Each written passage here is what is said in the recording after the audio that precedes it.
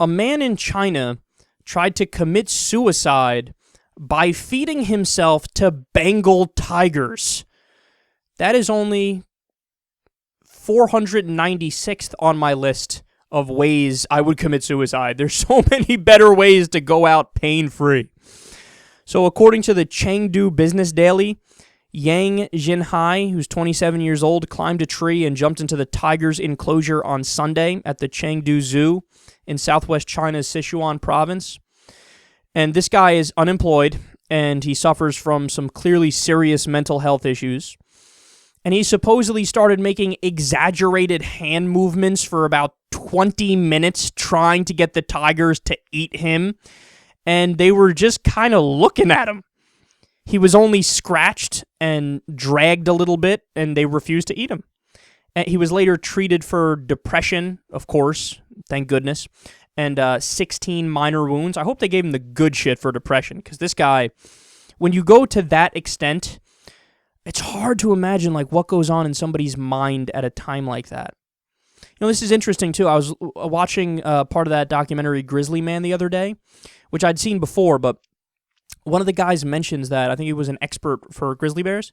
He said the reason he thinks that the bears didn't eat that grizzly man sooner is because they thought he was like, you know, mentally challenged. Like the bears sense that something's off with this guy, this thing, this human that we've never seen a human before, but this awkward, weird thing, the energy that he's giving off is just like, I'm not going to eat that thing because I feel kind of bad and weird because, whoa, what's up with this thing? It's apparently, this might be the same thing going on here. I don't know anything about tigers, so I'm just making this up. This is just, you know, I'm talking out of my ass, essentially. But there's a chance the tigers looked around and said, yeah, something wrong with that guy. We're going to steer clear. We're not going to eat.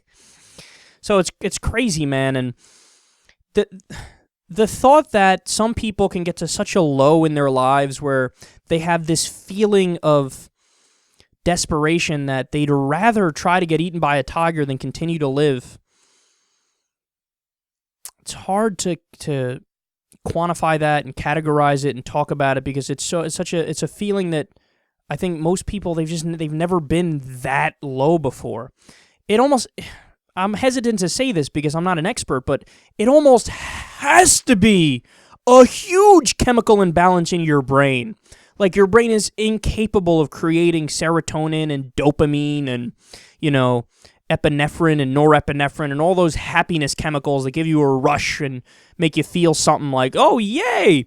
That's got to be totally gone. This guy's just producing cortisol all day long. That's one of the negative chemicals. It's got to be something like that because the variance and the spectrum of happiness in humanity, for it to swing that wildly and somebody be that depressed, it's a scary thing, man. I hope they give this guy the best psychologists, psychiatrists, and medical doctors on the planet and just give him whatever he needs to be okay. Whether it's SSRIs, which don't really work that great. Those are the typical antidepressants. Or other things, Thorazine and antipsychotic, or whatever it happens to be. But my heart goes out to this guy and people who are struggling with the same kind of thing, man.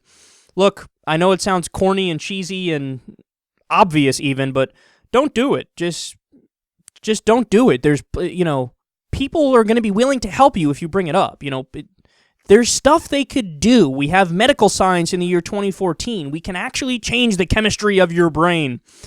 So, creepy story.